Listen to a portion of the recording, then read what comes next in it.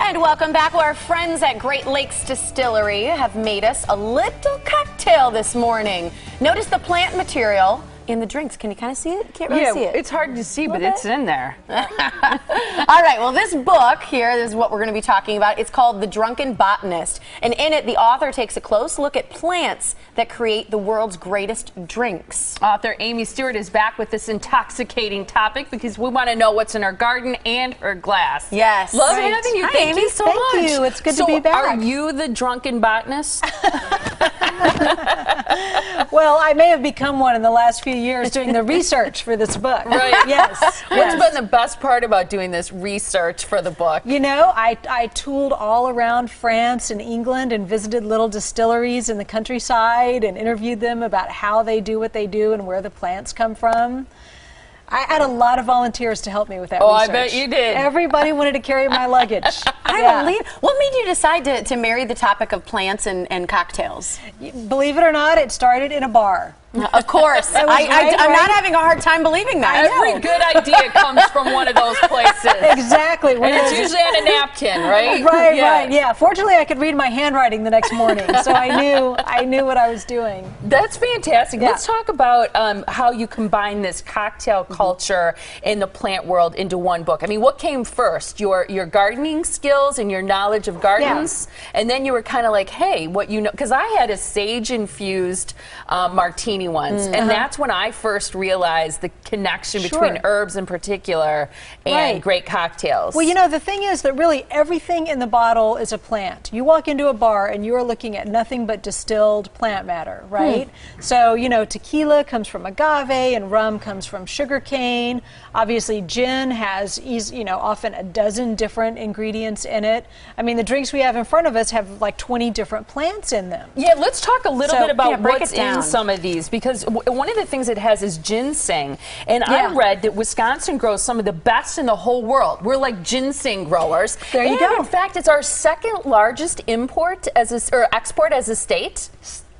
That's How cool incredible. is that? Does the name gin come from ginseng? Do we know that? No, it comes from, it's an old Dutch word. Okay. So, much earlier than Wisconsin era. But, but there's a lot of plants in here. And the cool thing that Great Lakes is doing is that they make their own tonic syrup. Yes. So they just take regular club soda and add their syrup to it. So it's really fresh, and it's all natural ingredients. There's no synthetic flavorings. There's no artificial sweeteners, none of that. Well, let's take a sip and try it. Okay, Check it so out what a we have little is a bit. gin and tonic. Okay, but well, the gin is cheers, no ordinary girls. gin. Yes, it's Ray cheers. Horse. Thank It's you. Ray Horse, Good yes. gin and good tonic. Well, that's good.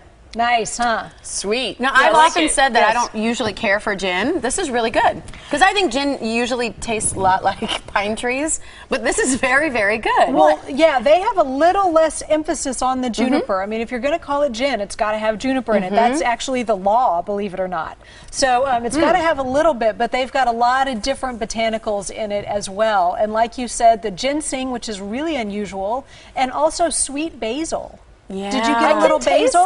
Did you get that? Yeah, it's very also, fresh. I taste like the lemon, because I know it has lemon and orange peel. It has like anise, which is like a lot of times people think like a licorice. Like a licorice flavor. Coriander, cardamom, and juniper, you said, is the key ingredient. Yes, always some juniper. What do you think, are there certain plants that just make great cocktails, or what is the point of it? Is it that people should experiment more, in your opinion? Well, yeah, and I think it's just a lot of interesting history. You know, I mean, I interviewed archaeologists who analyzed the residue on pottery shards at archaeological digs to see what people were fermenting and distilling 10,000 years ago.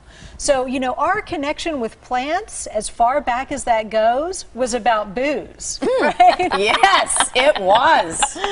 We were making drinks. So, you know, I think that culturally, and also I wanted to make this book very global. So I look at what people do in Africa and what they do in India and South America and Asia. So all over the world, people take whatever plants are available and they make drinks out of them. I think that is so cool. I think it's one of those books that's a great gift for somebody who just enjoys, you know, being a bartender or cocktails or kind of knowing a lot about that sort of scene and what they do. But you know, if somebody's at home saying, okay, well maybe I want to plant a garden or something, what comes to mind for me is just planting mint for like a mojito. Are there other ideas that you give in your book at all about what you can plant at home to make cocktails? Yeah, there's tons of them. Okay. Sure, mint, like spearmint, and there's actually, I talk about this very cool mojito mint that actually comes from Cuba, so it's the same one they used in Havana. And you can find it here to plant? It's now available in the U.S. Okay. Yes, it found its way into the plant market here. So there are some very specific varieties. There's a red celery that I really love that's great in Bloody Marys and you know, more savory drinks and really easy to grow.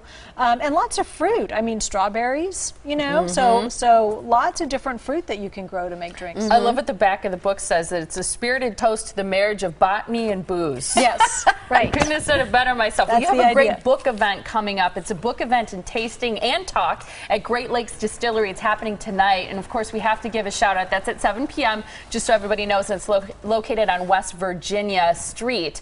But a big thank you to Valerie, Michael, and Matt for making these great drinks today. They used Rayhorse gin and a house-made tonic with basil, ginseng, juniper, coriander, and a bunch of other stuff. So go tell them, go see them, and be sure to say that you heard about it from Molly and Tiffany. Yeah. Nice to have you on the show. Cheers, ladies. Cheers, Thanks, everybody. Amy. It was great. Thank All you. right. Congratulations. Way to start the morning. Very good. Right.